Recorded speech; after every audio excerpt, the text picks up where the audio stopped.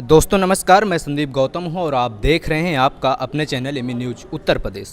इस वक्त मैं उत्तर प्रदेश की राजधानी लखनऊ में हूं। हमारे साथ कुछ साथी हैं, हम उनसे बातें करेंगे। सर, सबसे पहले आप अपना नाम बताइए। हमारा नाम जगदीश चौधरी है। लखनऊ में कुर्सी रोड अर्जक कॉलोनी में मैं रह रहा हूँ। अच्छा सर, उत्तर प्रदेश में जो अभी जनगणना की बातें पे मैं चर्चा करूंगा आपसे। आप अर्जक संघ से में काम करते हैं, बहुत पुराने, जी। बहुत समय से आप काम कर रहे हैं। जी। तो ओबीसी के जो जाति आधारित जनगणना को लेकर आप क्या कहें? होनी चाहिए। जब इस देश में हाँ।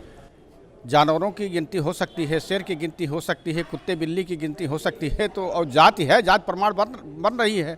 वो भारत सरकार बना रहा है, उत्तर प्रदेश सरकार बना रहा है, तो जातिगत जनगणना कराने में उनको दिक्कत क्या है? होनी चाहिए, मैं समर्थन करता हूँ। तो आपको क्या लगता है, ये जो उत्तर प्रदेश में बीजेपी की सरकार है, योगी सरकार है, वो करवाएगी? नहीं, उनकी मंशा तो बिल्कुल नहीं है। उनकी मंशा बिल्कुल नहीं है, वो करने को तैयार नहीं है। वो कह रहे हैं इससे विद्वेष की भावना फैलेगी। क्यों फैलेगी भाई? जातियों में आपने बांटा, आपके कुनबों ने बांटा, आपके ग्रंथों ने बांटा, तो आपको जातीय जनगणना में कराने में दिक्कत कहाँ है? क्यों नहीं करा रहे हैं? मैं तो मांग कर रहा हूँ, समर्थन कर रहा हूँ कि होना चाहिए। इसके लिए राष्ट्रीय सम्मेलन होना चाहिए। कैसे अगर जैसे आप समर्थन कर रहे हैं जाति जनगणना होनी चाहिए, तो आपको क्या लगता है कैसे होगी?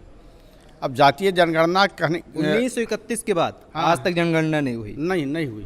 तो अभी इस 2021 में होना था, हर 10 साल में होना था। जी। लेकिन हुई नहीं आज तक। जी नहीं। अब क्या लगता है आपको? अगर देश का बहुमत पिछड़ा में आपका दलित भी आता है, ये सारे के सारे लोग एक राष्ट्रीय सम्मेलन के करने के अवसर पर सरकार को यदि बाध्य कर देते हैं, लखनऊ के धरती पर 20 लाख लोग इकट्ठा होकर के कह देते हैं कि जातीय जनगणना नहीं होगी, तो हम चुनाव का बहिष्कार करेंगे, या जो सरकार वर्तमान में उसका विरोध करेगी तो उसको हम उनके मंसूबों को ध्वस्त करते हुए उनको 0 पॉइंट पर ला देंगे। सर, मैं थोड़ा पॉलिटिकल चर्चा करूंगा आपसे। उत्तर प्रदेश का 2022 का चुनाव है उत्तर प्रदेश में। जी। आपको क्या लगता है बदलाव होने चाहिए? क्योंकि आपने समाजवादी पार्टी भी देख लिया, बीजेपी देख लिया, कांग्रेस देख लिया, मायावती को देख लिया। अब क्या आपकी मंशा है, आपकी क्या विचार है? मेरा तो विचार है कि एक साझा राष्ट्रीय सरकार बननी चाहिए, ताकि जो है कोई कन्फ्यूजन ना रहे, सारे लोग मिलकर के डिसीजन लें, और जो ये पिछड़ा है, पिछड़े के दायरे से बढ़ कर के सबको एक सामान्य पैरा पर ला दें। जैसे इन्होंने जो 4 भारतीय कॉन्स्टिट्यूशन में कई ऐसी धाराएं हैं जिसमें ये लिखा गया है, प्रियम्बल में पहला शब्द ये है, आज तक किसी ने गौर नहीं किया, कि हम भारत के लोग संप्रभुत्व गणराज्य की स्थापना करने में सहयोग करेंगे। ये नहीं लिखा कि जो पार्लियामेंट के मेंबर हैं, ये नहीं लिखा जो विधायिका है, जो कार्यपालिका है, व्यवस्थापिका है, ये करेंगे। हम भारत के लोग, तो वो क्या करेंगे भाई? जो पार्लियामेंट में हैं वो क्या करेंगे? उन्होंने क्यों नहीं किया? आज तक इसका विरोध क्यों नहीं हुआ? एक तरफ आप कह रहे हैं कि विज्ञान की परिभाषा हर नागरिक को मिलनी चाहिए, हर छात्र को मिलनी चाहिए, लेकिन यहाँ तो जो अंधविश्वास जन्य है, हमारे देश का प्रधानमंत्री जब ये कहता है कि सर्जरी तो जो है सतयुग और द्वापर में था, गणेश का सर्जरी देख लीजिए। अब उनको ये भी नहीं मालूम है कि एक ग्रुप का इंसान दूसरे ग्रुप में अगर ब्लड चला जाए तो वो उसकी मौत हो जाएगी, तो हाथी का और आदमी का कैसे हो गया? तो इतनी अंधविश्वास जन बातें करने वाला प्रधानमंत्री अपने को कहता है कि हम चाय बेचते थे, हमारा परिवार बर्तन मांजता था, वो प्योर झूठ कह रहा है। वो तो आरएसएस का गुलाम है।